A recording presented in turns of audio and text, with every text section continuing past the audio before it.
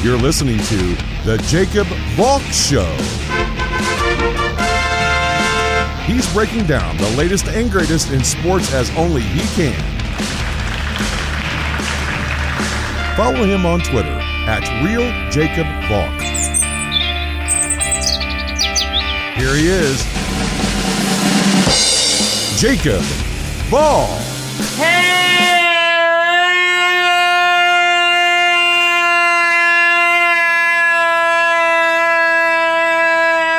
sports fans. Welcome to another edition of the Jacob Valk Show. I am the Jacob Valk, and you're not. I've got to start with the classless New York Mets.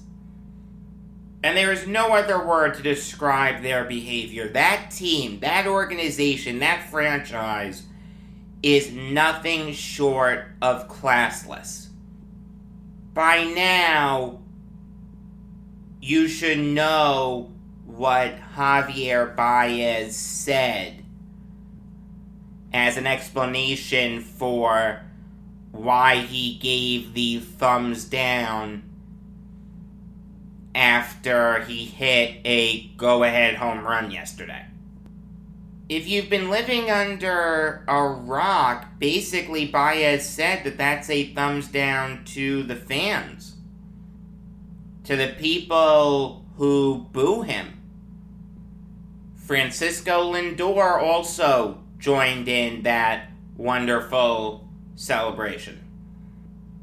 If the Mets have any class, every member of that team, from the owner down, will record a video directed to the fans offering their heartfelt apology for Baez's and Lindor's conduct yesterday. Moreover, Javier Baez should be released right now, and Francisco Lindor should be suspended indefinitely. In fact, I would even go a step further. What Lindor did is conduct detrimental to the team, trying to get out of that contract. Your players are going to disrespect the fans in such an overt way? That is conduct detrimental to the team. How dare Baez and Lindor do this? Who the hell are they? What have they done here? Baez has been here for a month. He's done nothing. For God's sake, he's hitting .210. He has a .258 on base percentage.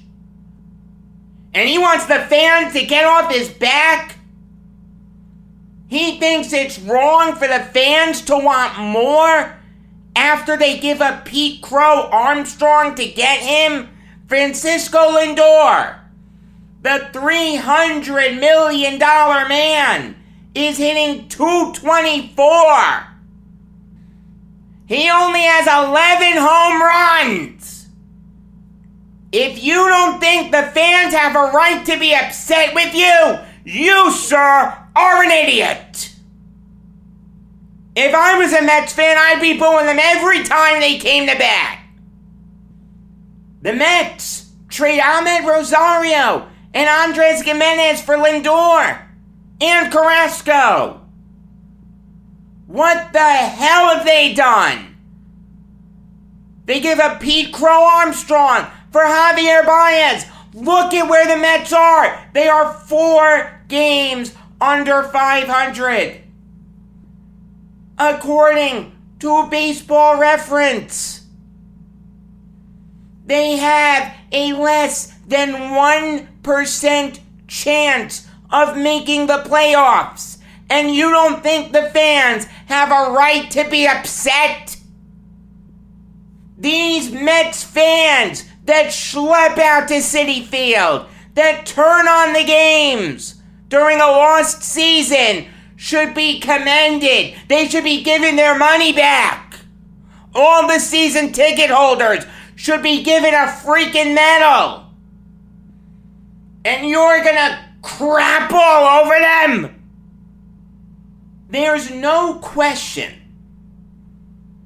that New York sports fans are incredibly tough on their players.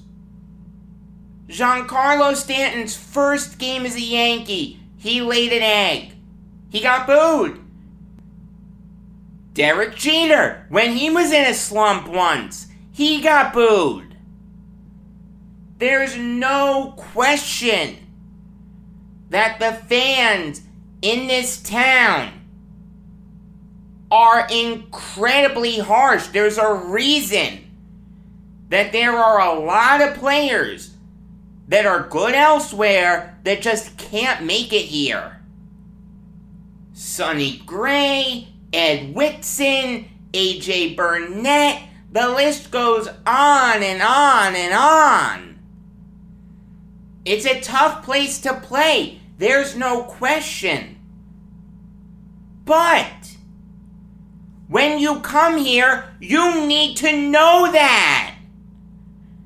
And when you're Lindor and you take $341 million from the New York Mets before playing a single game for them, you need to know that. You have no right to disrespect the fans like that. None. Pete Alonso wouldn't have that right. Jeff McNeil wouldn't have that right. Jacob deGrom wouldn't have that right. You, sir, definitely don't. Let's look at your season so far, Mr. Lindor. You're on track for a career low in games played, a career low in plate appearances, a career low in at-bats, and this is all in the context of a full season. Career low in runs, career low in hits, career low in literally every single stat. After the Mets trade for you, anoint you as the savior, the guy who's going to get them over the hump, the guy who's going to get them back to the playoffs, and give you the richest contract in team history. Actually, the richest contract in New York sports history. You don't think the fans have a right to be upset at your subpar performance? You know what Giancarlo Stanton said? I'd have booed me too. I was upset with my performance too. He owns the boos. Every fan has a right to criticize their team. In fact, that's what separates the good fans from the bad fans. The bad fans are the ones that support their team blindly.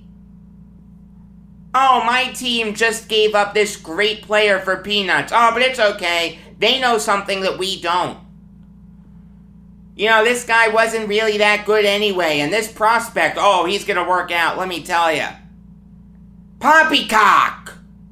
Nothing short of poppycock! The good fans will go on Facebook, they'll go on Twitter, and they'll say, what on earth is this team doing? It's okay to hope that you're wrong, but state your opinion. State the truth. If your team is bad, say that they're bad. I mean, any Baltimore Orioles fan that would tell you that their team is good is a bad fan. You cannot, under any circumstances, disrespect the fans like that. The ones that pay your salary. I know someone who went to the Mets game yesterday with his daughter. I think it's the first Mets game that he went to all year. I know he doesn't get to too many games. I know that. You're telling me he's a bad fan? You're telling me that you should manure all over him? Give me a freaking break. And what's worse is, you have players supporting it. You have players going on Twitter defending this. You've got Kevin Pillar trying to whitewash this on Twitter in a response to @CJAYKAYE's tweet @CJK saying, "We love you, but are you booing fans, bro?" Pillar said, "Love y'all too. Felt nothing but love in NYC. No, I'm not booing the fans. We're having fun. No different than earlier this year when we were chirving," whatever on earth chirving means. Did he mean churning? Is that a Joey Lucchesi reference? Whatever. I digress. That's not the big issue here. Please don't look too much into this. Marcus Stroman replied to that tweet. Facts. Media always searching for anything to cause controversy. Stop playing into these narratives. It's all fake BS. We won today. That's all that matters. On to the next. Not dwelling in the past. Same mindset we've had all year. Thankful for this squad. Those two tweets defy all logic. This isn't the media searching for controversy. This isn't the Mets just having fun. This is a blatant act of disrespect towards the fans. For God's sake, Javier Baez said as much in the freaking press conference. He literally admitted it. How stupid can you be to admit it? If you're gonna do it, lie. Just say it's an inside joke. You have to know that you're not gonna win this fight, you idiot! I'm a Yankees fan. No one hates the Mets more than me. I literally just had to pause this recording to take a big drink because my throat is so parched from screaming about this. This is one of the most upsetting things I've ever seen. Such a blatant act of disrespect to great fans. To the fans that are going out to Citi Field. To the fans that are still watching your games. To disrespect them like that is sickening to me. For Pillar and Stroman to attempt to justify this is ridiculous.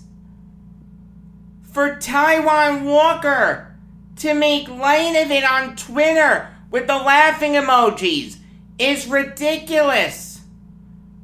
For Steve Cohen to make light of it is classless. The Mets are worse now than they were under Wilpon.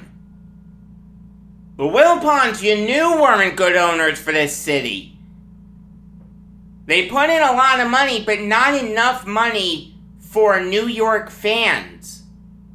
Steve Cohen comes in, incredibly rich, moves heaven and earth to buy the team, puts in a lot of money, but then sees his GM get fired before the regular season starts, has the interim GM criticize their water intake, nearly pays a bunch of money for Trevor Bauer. We know what's happening with him right now.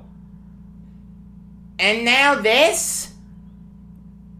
The Mets are a disgrace. They are an absolute disgrace to sports. You know what you should do, quite honestly, if you're a Mets fan?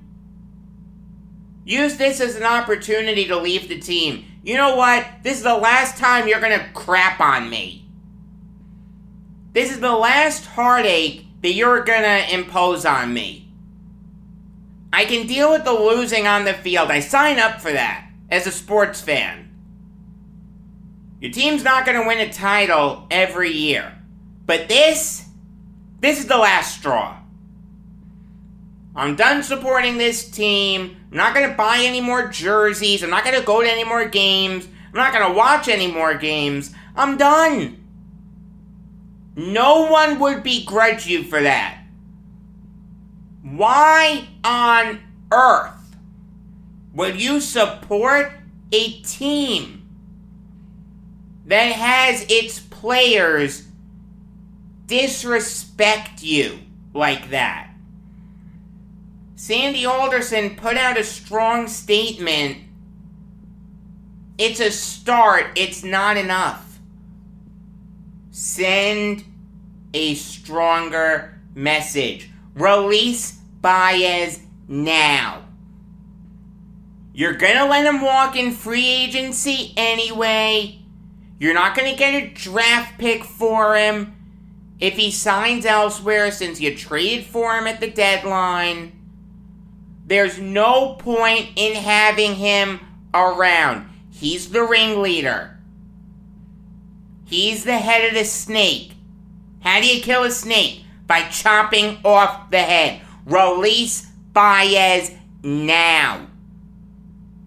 And suspend Lindor indefinitely.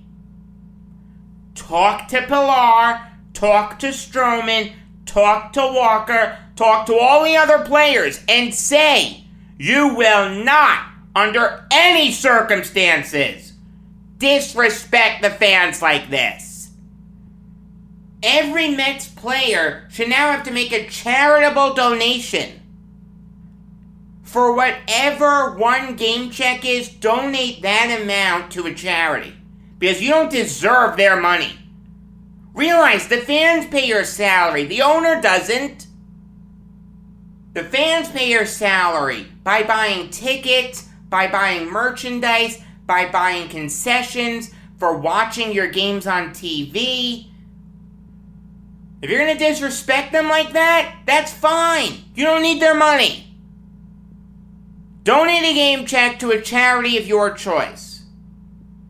Moreover, the final home game of the season should be Fan Appreciation Day. Every fan that buys a ticket, I don't care if it's through the Mets website or the secondary market, should send that receipt to Steve Cohen. And Steve Cohen should cut that fan a check. Reimburse them. As a way of saying thank you for still supporting this team after our players disrespected you like this. I got news for you, Baez. I got news for you, Lindor. There have been players that have gotten it a lot worse than you.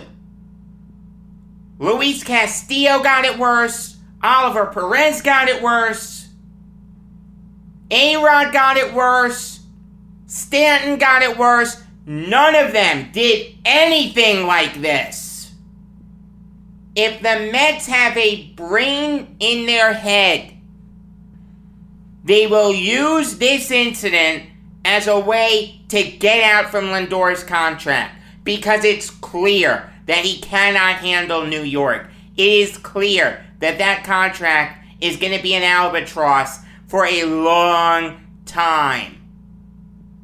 Suspend him for conduct detrimental to the team. Try to avoid his salary. Take this fight as far as you need to in the courts. Send a message that this conduct is unacceptable. If I was a Mets fan, I'd throw out all my jerseys. I mean, realize, I'm an Islanders fan. I sat through the Scott Gordon years at Section 324 of the Nassau Coliseum. I'm a Jets fan. Longest active playoff drought in the NFL. I'm a Nets fan. 12-70. Whiffing on all the big free agents in 2010. Getting screwed out of John Wall. The Pearson Garnett trade. Melodrama. Dwight Mayer. Never, ever have I put up with anything like this. Such a blatant act of disrespect. And you know what? I wouldn't even attempt to put up with it. It's one thing if it's like a bit player on the team. You can deal with that. But a guy like Lindor, the recipient of the third richest contract in baseball history in terms of total value, and Javier Baez, your big trade deadline acquisition? No. Inexcusable. You have no right whatsoever to disrespect the fans. The fans pay good money and devote a lot of their time to watching you. That means that within reason, they can express their pleasure or their displeasure with you. They can't run on the field, they can't swear at you, they can't scream racial slurs, but boy oh boy can they boo. Boy oh boy can they give you the thumbs down. That is very, very appropriate. And if you don't realize that, forget being in the wrong city. You're in the wrong sport. You're in the wrong profession. Find a new passion. The New York Mets should move heaven and earth to show their support for their fans. Fans that through all the heartbreak, through all the garbage, have stuck with you. This is without question one of the darkest moments in New York Mets history. It's right up there with trading Seaver. It's right up there with trading Nolan Ryan for Jim Fregosi. It's right up there with trading Amos Otis for Joe Foy. It's right up there with 2000. It's right up there with 2015. It's right up there with Jason Bay. It's right up there with all the terrible moments in Mets history. This isn't going to be forgotten anytime soon. You don't like the booing that you got in the past? It's nothing compared to the booing that you're going to get now. It's literally impossible for the Mets to go far enough to make this right by their fans. Moving on now to the Pirates firing their hitting coach, Rick Eckstein. In answer to your next question, yes, there is a relationship to him and David. Rick is David's older brother. And this is the right decision The Pirates' offense this year has been really inept outside of Adam Frazier, who isn't there anymore, and Brian Reynolds. Colin Moran has been good, but he's only played in 70 games. How much can you really read into that? The Pirates rank next to last in the National League in terms of batting average. They are dead last in terms of home runs. They're dead last in terms of total runs scored, in total hits. They're third to last. You've got to make a change. You want to tell me that it's unfair to blame the hitting coach for the Pirates' struggles, since A, how much does a hitting coach really do, and B, they have a bad roster? I disagree with you. The hitting coach can do a lot in terms of adding or subtracting a leg kick, getting rid of unnecessary movements, making your swing cleaner, keeping both hands on the bat, maybe removing a hand from the bat, working with you on your eye. The hitting coach can do a lot. Don't diminish the work of the hitting coach. There is a limit to what the hitting coach can do, but what he can do is very, very important. As for the notion that the Pirates don't have a lot of talent, I disagree with that. Let's look at their starters according to Baseball Reference. Jacob Stallings, I'll give you. He's not a great catcher. We're not off to a good start. But Colin Moran has talent. In 2018 and 2019, he hit .277. He was a big part of the Gerrit Cole trade. He has talent. Adam Frazier has talent. He was just traded away. Kevin Newman, in his rookie season, hit .308. It looked like he was on to big things, but then the coronavirus happened. It's fair to wonder if he'll ever turn into anything. But he certainly had the potential to. Brian Hayes was talked up all offseason as a potential breakout candidate. That didn't happen. He's hitting .246.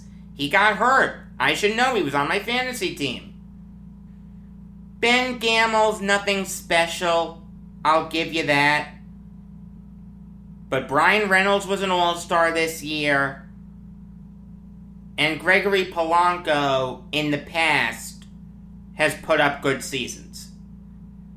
He was just so bad that the Pirates actually released him.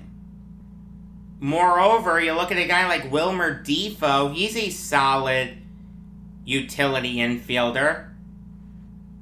The Pirates roster isn't bereft of talent.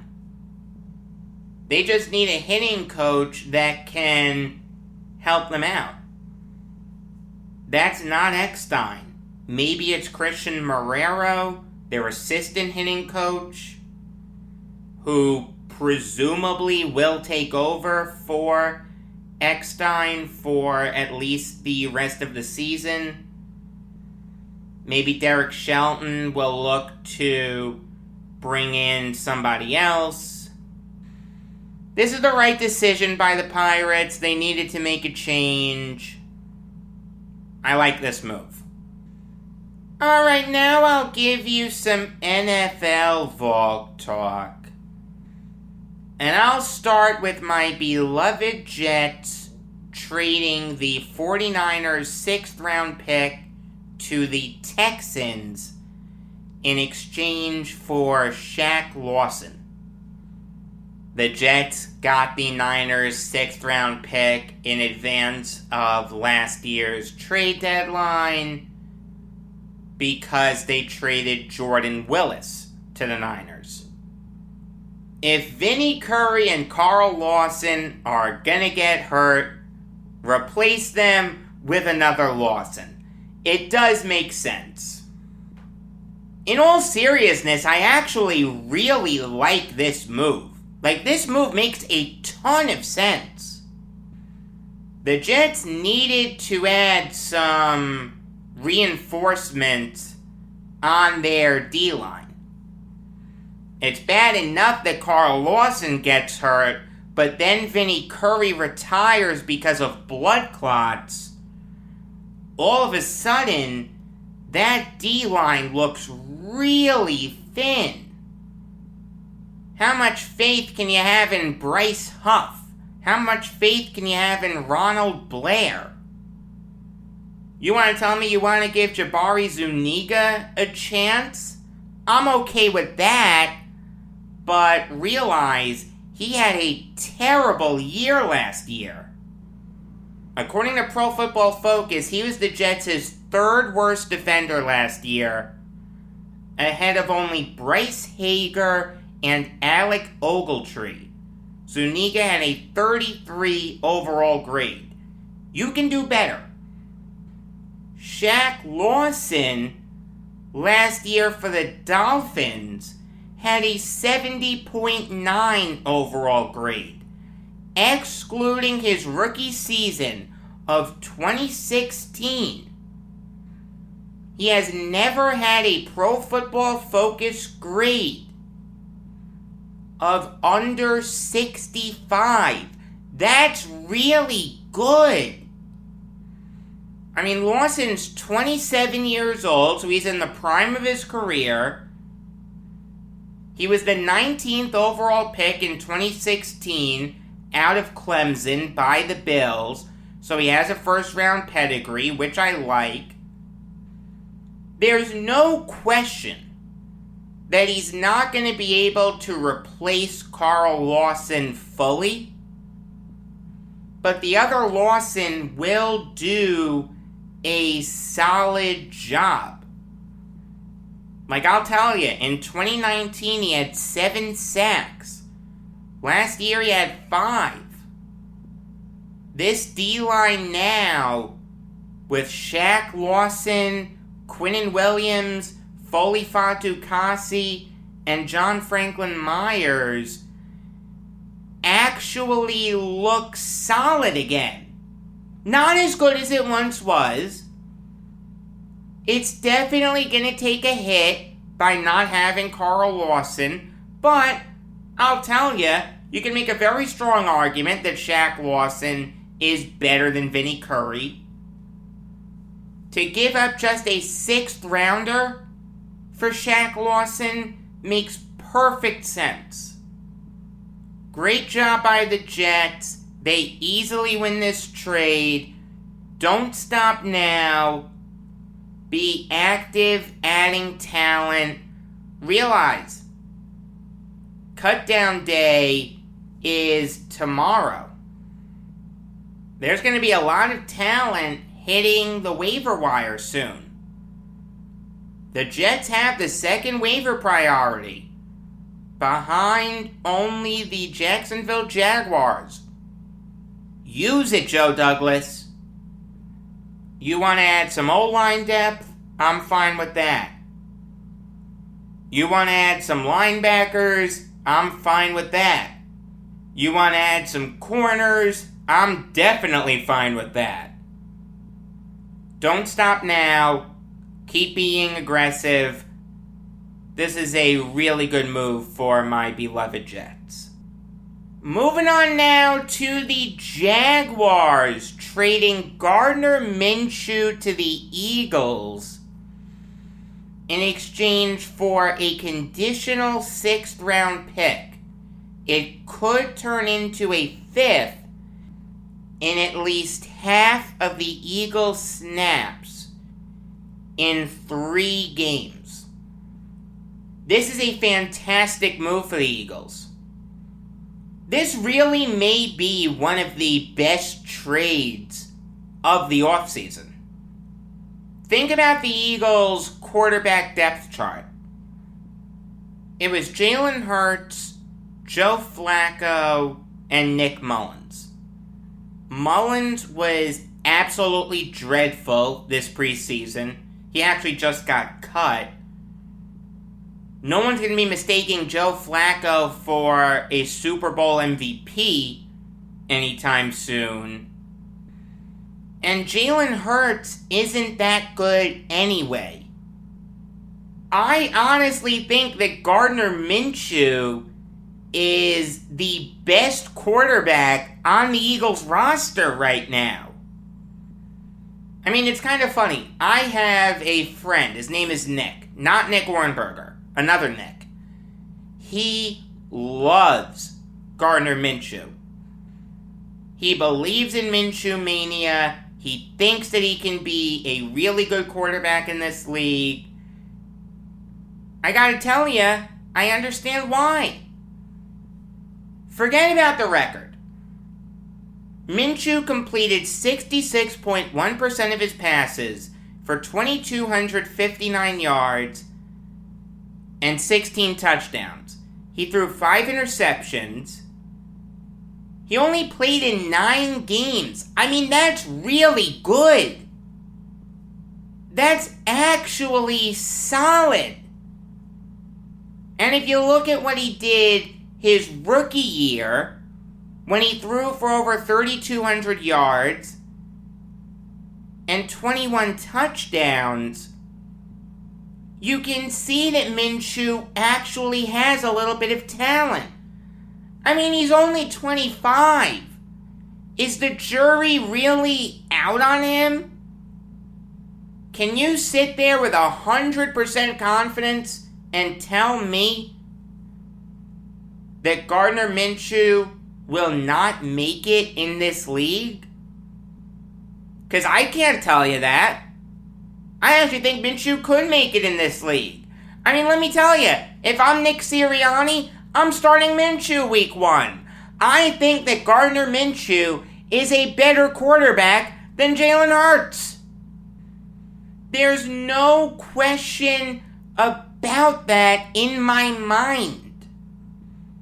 I understand not wanting to throw Minshew in right away, since he doesn't have a lot of time to learn the playbook, but once he's fully comfortable with the Eagles system, start Minshew. See what you have in him. I mean, let me even throw this at you. Think about the 4 starting quarterbacks in the NFC East. Ryan Fitzpatrick, Daniel Jones, Gardner Minshew, and Dak Prescott. Rank them from best to worst. You can make a very strong argument that Gardner Minshew is the second best quarterback in that division, behind only Prescott. My order would probably be Prescott, Minshew, Fitzpatrick, Jones. I think it's clear that the 2 best teams in the NFC East are the Cowboys and Washington. Therefore, the 2 worst teams are the Giants and Eagles. I thought that the Giants would finish ahead of the Eagles. Now I'm not so sure. I really need to think about it. NFL season preview comes your way next Thursday. Gonna be really fun. Moving on now to the Vikings, signing Harrison Smith to a 4-year extension worth $64 million. That gives him an AAV of $16 million per year. And this is a great move for the Vikings. Harrison Smith is, without question, one of the best safeties in the NFL. And he's been at that level for an incredibly long time. probably since 2014. Last year, he had a 74.3 overall grade, according to Pro Football Focus. That's the second lowest mark of his career. I'll tell you what, if that's him regressing, if that's where he's going to hover around as he gets older, because he's 32 now, so he's probably on the decline of his career, I'll take it. I'll sign up for that in a heartbeat. Hovering around 74.3. Even 70 would be more than acceptable. This deal makes Smith the fourth highest paid safety in the NFL in terms of total value, behind only Landon Collins, Kevin Byard, and Jamal Adams. In terms of AAV, he's behind only Jamal Adams. His age does concern me. He's not getting any younger. He's 32, like I said, but I still think that Smith will play at a high level. The Vikings had to keep him around. This is a great move by the Vikings. And shout out to Mike Golick Jr. for breaking the news before his ESPN co-worker, Adam Schefter. Maybe guys like Shefty, Ian Rappaport, and Mike Garofalo have some competition. Moving on now to the Ravens, trading Greg Mance and the Patriots' 7th rounder to the Dolphins in exchange for a 6th rounder. And this is a solid move. I can't get upset at it. Recently, Chris Grier has been aggressive in adding offensive line depth. He just traded for Greg Little. Now he's trading for Greg Mance. It's okay if you don't know a lot about Mance. He only played in 4 games last year, and in 2019, he only played in 9. The last time he played 16 games was 2018. I'll say this though, Pro Football Focus did give him a good grade, 67.6 overall. In fact, his sophomore season, 2016, he was the Texans' starting center. He played every snap for him. He had a 77.4 overall grade. There's some talent there. Solid job by Chris Grier in adding another solid offensive lineman for really nothing. And yeah, I'll still call Greg Little solid. I think the jury's still out on him. I know that he hasn't played well his first couple years in the NFL, but he's only 23. This is his 3rd year in the league. I'm not giving up on him. Good job by Grier in being aggressive in adding protection for his young quarterback. Or maybe his veteran quarterback, because there were rumors that the Dolphins could look to trade for Deshaun Watson. Something tells me that Watson will be traded before this coming trade deadline. I don't know if it's going to be before the season starts. I don't know if it's going to be like right before the deadline, but Deshaun Watson will not finish the year as a Houston Texan. He'll finish it as a member of some other team. Moving on now to the Bills, trading Daryl Johnson to the Panthers in exchange for a 6th rounder in this coming draft. And this is a really good move for the Panthers. This makes a ton of sense. Johnson was a 7th round pick in 2019 out of North Carolina A&T. You knew that he was going to need some time to develop. His rookie year, he had just a 54.1 overall grade according to Pro Football Focus. His sophomore year, he got 5 points better. I'll take that from a 7th rounder. That's really good. For a backup, forget a 7th rounder, just a backup, that's good. I'll take that. I have no issue with that whatsoever. And he's young, too. He's 24. For the Panthers to get him for peanuts, just a 6th rounder, that's incredible. Every team in the NFL should have been in on this guy. Great job by the Panthers in swinging a trade for him. This could turn into a sneaky good ad. Alright, now I'll give you some NBA Valk talk. And I'll start with a rumor involving my beloved Nets, according to Brian Lewis of the New York Post. The Nets are interested in Isaiah Hartenstein and Kevin Love, assuming the Cavs buy him out. Hartenstein is a free agent. You may be thinking, are there any corresponding moves that the Nets will make? I'm glad you asked.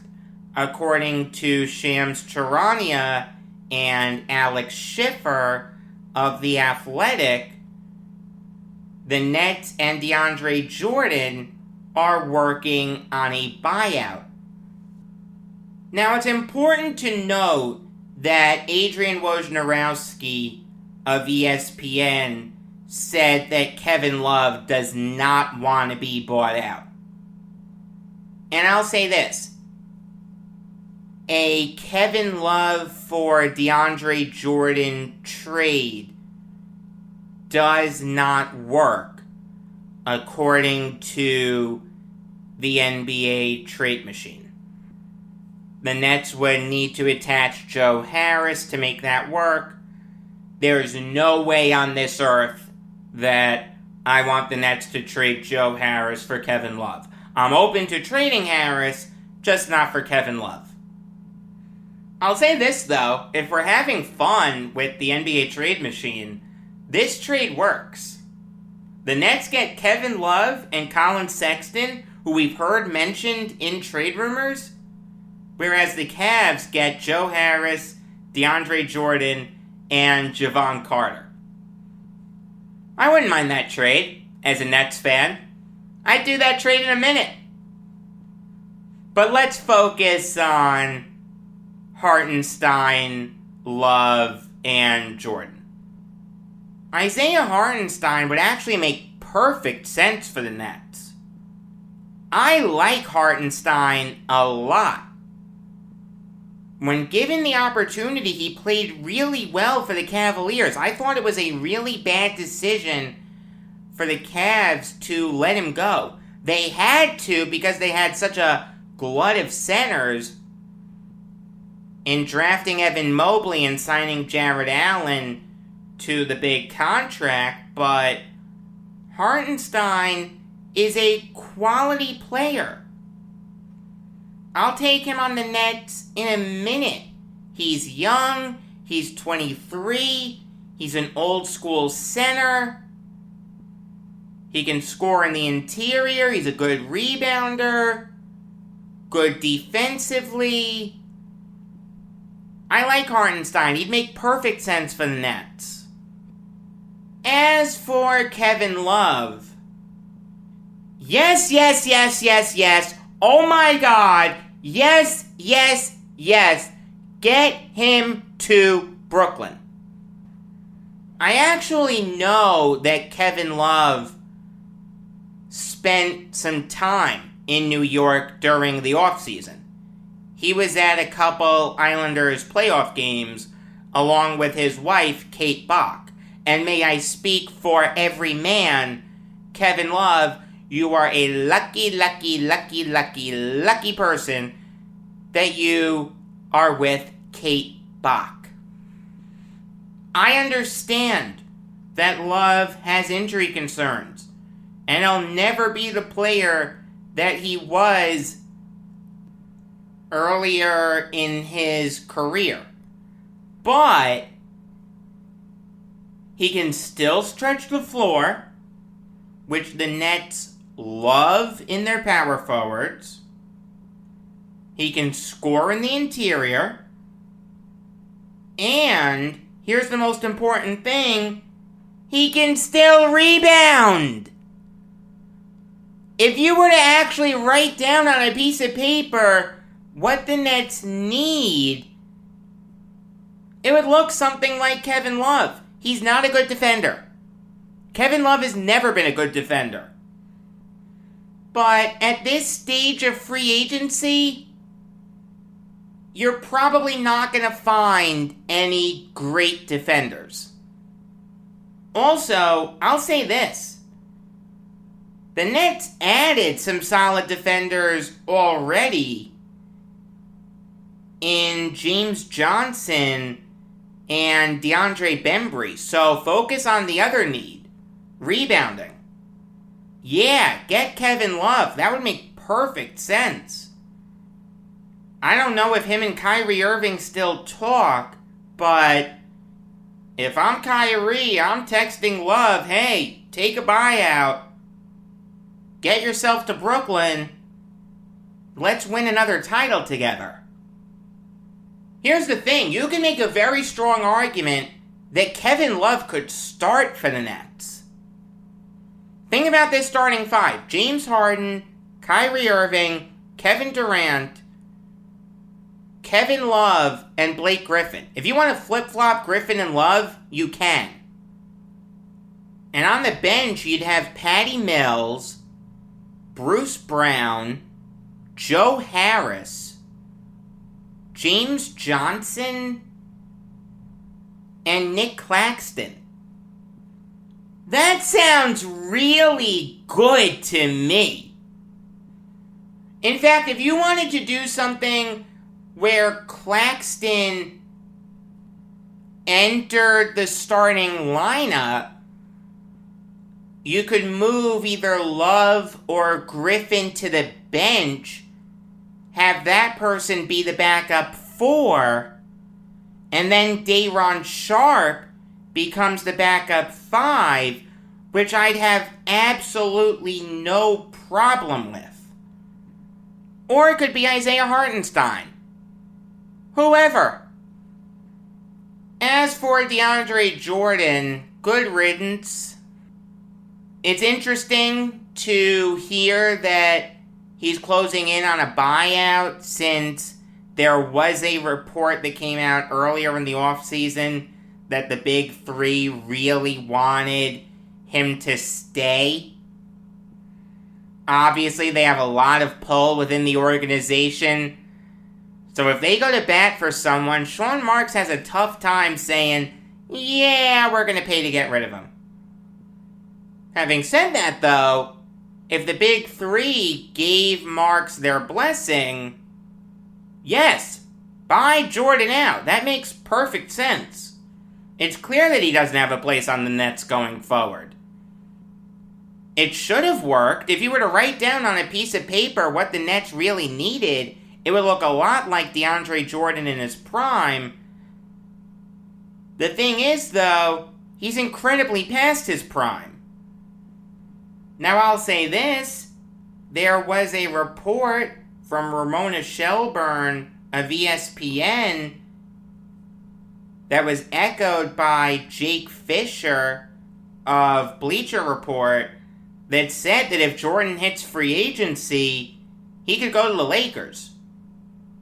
If DeAndre Jordan goes to the Lakers, and we get a Nets-Lakers NBA Finals, you know that Jordan's going to ball out in that series. You know that he's going to play. You know he's going to get a sizable chunk of playing time. And you know he's going to look like the Jordan of old. But he has to be bought out. There's no point in wasting $19.7 million on a cheerleader, on someone who couldn't even get into a game during garbage time. Buy him out and replace him with Kevin Love. And or Isaiah Hartenstein. I'd have no problem with that whatsoever. That would make the Nets infinitely better.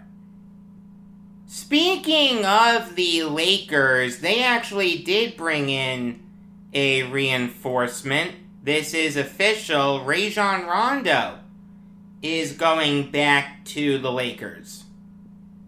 And this makes sense. What have the Lakers done, like, all offseason? Brought in former Lakers. Kent Bazemore, welcome back. Wayne Ellington, welcome back. Dwight Howard, welcome back. Trevor Ariza, welcome back. Now Rajon Rondo is back. When I first heard about this, I wasn't 100% sure about where you'd play Rondo. But then I thought about it.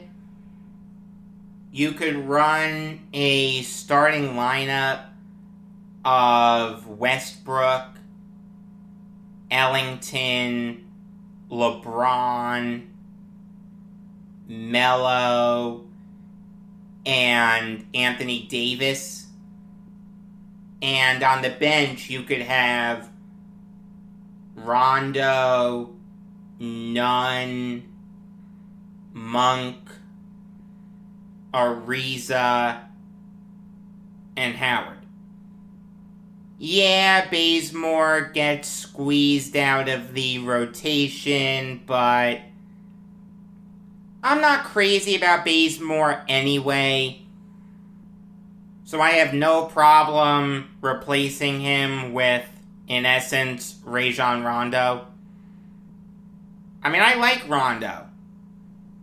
One thing that the Lakers did need was an initiator off the bench. Someone who could run the offense when Westbrook needs a breather and LeBron needs a breather. You don't want that being Kendrick Nunn. But that can be Rajon Rondo. He's had success in that role in the past. He won an NBA title with the Lakers in that exact role. This is a great move by the Lakers. It makes a ton of sense. The smart money is on a Nets-Lakers NBA Finals. And that's going to be an epic series. It's going to be appointment television. Make no mistake about it. Moving on now to the Raptors signing Sviatoslav Mikhailuk to a 2-year deal. And this is a solid move by the Raptors. I always liked Mikhailuk. Always thought he could turn into a solid bench shooter if given the chance. 2 years ago, it looked like that's what he was going to be. He shot over 40% from beyond the arc. Then last year, he fell off. He only hit 33.5% of his threes. It's possible that Mikhailuk flames out of the NBA, but I have no problem with a team like the Raptors that's going with a youth movement, giving him a chance to right the ship. Realize, Mikhailuk is young. He's only 24. I'm not ready to give up on him just yet, but this is the last chance for Mikhailuk. If he doesn't right the ship here, I don't see him getting another shot in the NBA. But this move makes a ton of sense for the Raptors. I'll close this show out with some NHL Valk talk and some epic trolling by the Carolina Hurricanes. If you'll recall, a couple years ago, the Canadians signed Sebastian Aho to a huge offer sheet. The Hurricanes had a little fun with it on Twitter. They tweeted something, "Are we going to match the Aho offer sheet? Yes or we," were the two choices. Obviously, they did match the offer sheet, and Aho has been great for the Hurricanes. Well, they still remember that. The Hurricanes have been involved in a dispute with one of their RFAs, Jesperi Kotkaniemi. The Hurricanes decided to twist the knife a little bit. They signed Kotkaniemi to an offer sheet. It's for 1 year at $6,100,015. 15 is Kotkaniemi's number. The deal includes a $20 signing bonus. That's Aho's jersey number. And the Hurricanes tweeted a picture of an Uno reverse card. You've gotta love the epic trolling here. If I was the Canadians or a fan of the Habs, I'd be really ticked off. But as an outsider looking in, I think this is hysterical. There is an unwritten rule with RFAs. You never sign another team's RFA. It's obviously not set in stone. Every team has the right to do it, but it's an unwritten rule. The Canadians chose not to abide by that by signing Aho to that offer sheet. The Hurricanes had a little fun with it. They matched it. You thought that was the end of it? No! The Canadians may lose Kotkaniemi now.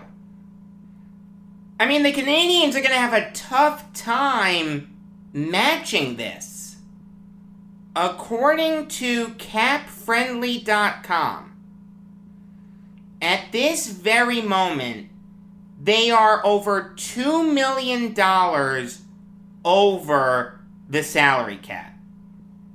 I understand that there may be some long-term injured reserve gymnastics, but the point is the Canadians are not in a good place with the salary cap. I don't know how they're going to be able to match this and stay cap compliant. It's actually a really good move by the Hurricanes to realize that the Canadians would have a tough time matching this and to seize upon that. Forget the trolling. From just a pure on-ice standpoint, this makes perfect sense for the Hurricanes. They could have stood to add a third liner if they didn't think that Ryan Suzuki was 100% ready to take on that role. Let him spend another year marinating and learning. And in the interim, you can play Kotkaniemi. A solid player, someone who put up 20 points in 56 games last year. He put up 8 points in 19 playoff games. And he's young, he's 21. The Hurricanes could have this guy for a long time. If the Canadians don't match this, they get a first and a third rounder from the Hurricanes. Something tells me the Hurricanes wouldn't be willing to do that if Kotkaniemi was purely a rental. They may think of him as a key piece of their future going forward. And I'll say this, the Hurricanes have a lot of free agents next year. Nino Niederreiter, Vincent Trocheck, Derek Stepan, Martin Necas, Josh Lavo, and Steven Lorentz are all free agents next year. This makes a ton of sense for the Hurricanes. Now, they're not in a great cap situation either, but it's a better situation than the one the Habs are in. They're $1.5 million over the cap. So if they can trade Jake Gardiner, boom, done. Easy fix. This is a fantastic move for the Hurricanes. I love everything about this. And I'd be very surprised if the Canadians matched this. I just don't see how they can. New York Yankees show comes your way tonight. Regular episodes of the Jacob Valk show come your way every weekday afternoon. I told you what's going to happen next Thursday. Next Friday night, you're going to get my New York Jets season preview. Until next time, I am Jacob Valk saying, shout out to you, Ed Asner.